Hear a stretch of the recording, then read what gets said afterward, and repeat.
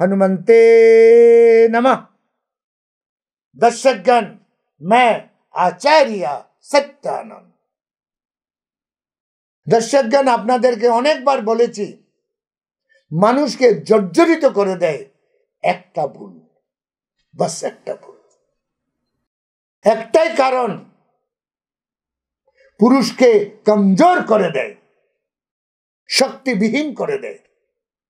সেটা হচ্ছে তার উপরে যদি কোনো কর্জা থাকে, তার ইনকাম যদি অতটা না হয় যতটা বাড়ি চলাতে লাগে।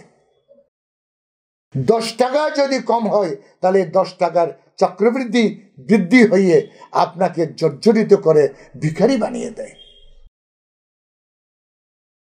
দর্শকগণ, এটার কারণ কি?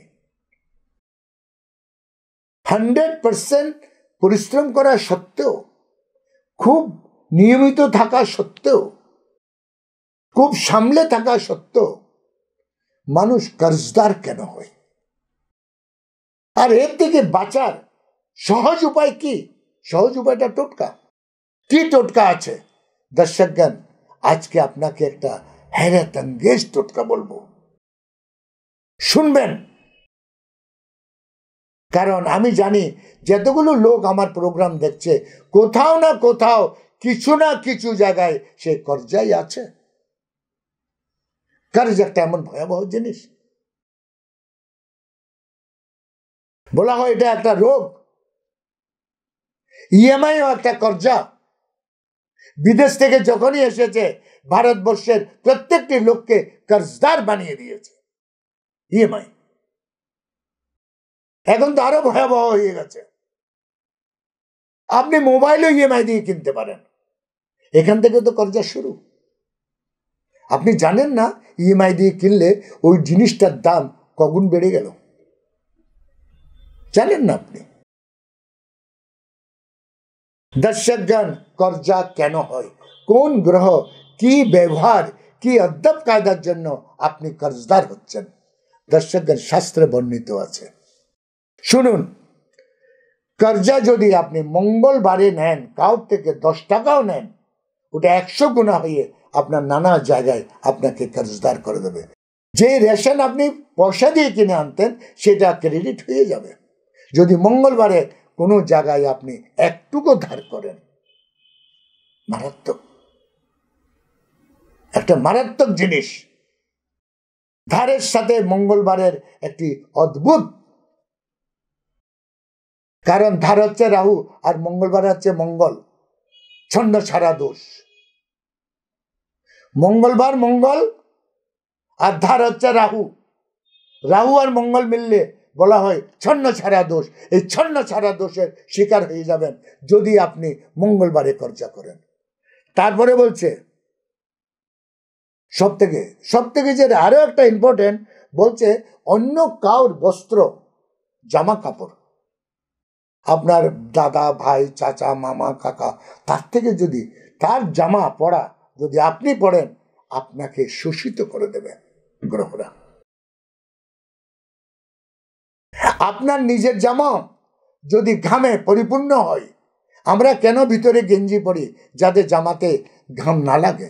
যদি আপনার জামা যদি শুকাবার আগে ঘামে, ঘাম হতেই পারে, কিন্তু শুকাবার আগে যদি আপনি দ্বিতীয়বার পরে নেন, তাহলে আপনি আবার ধারে পড়ে যাবেন। বলা হয় একটা জামা খোলার পর মিনিমাম 4 ঘন্টা পরে পড়বেন। তারপরে বলা হচ্ছে কাউর ঝুটা, মানে কাউর এটেও খেলে,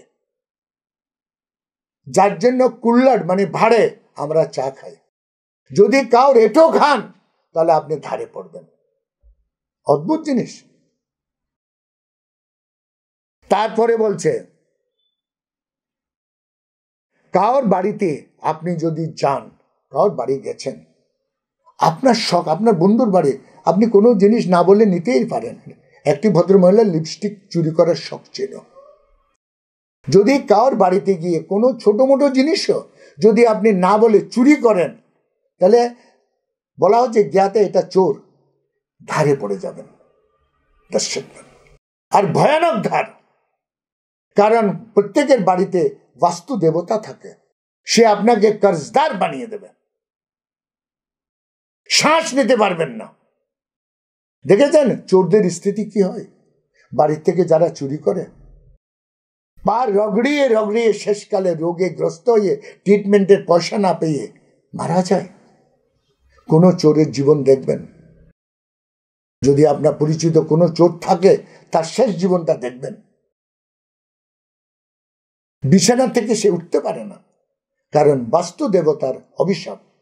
দর্শকগণ, বলা হচ্ছে এটা থেকে বাঁচবার জন্য আমরা কর্জার থেকে বাঁচতে পারি, যে কোনো কর্জার থেকে বাঁচতে পারি একটা এত ছোট আর মধুর উপায়। বলা হচ্ছে একটা সুন্দর তুলসী গাছ কিনে, টবে কিনে ইয়া নিজে লাগিয়ে কাউকে দান করে দিন। কাউকে দিতে পারেন, মন্দিরেও দিয়ে আসতে পারেন। একটা তুলসী গাছ, তুলসী গাছ দান করা মহাপুণ্যের কাজ।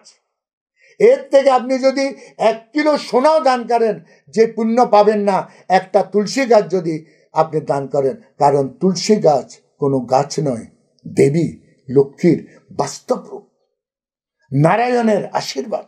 তুলসী যেখানে, নারায়ণ সেখানে। তাই একটা তুলসী গাছ দান করে দেবেন, আপনার জীবনে কর্জার থেকে আপনি মুক্তি পাবেন। আজকে আমার সময় এখানে শেষ। কাল আমি আবার আসছি আরো একটি হেরেদাঙ্গেশ টোটকা নিয়ে। ততক্ষণের জন্য বিদায়। ওম হনুমন্তে নমঃ।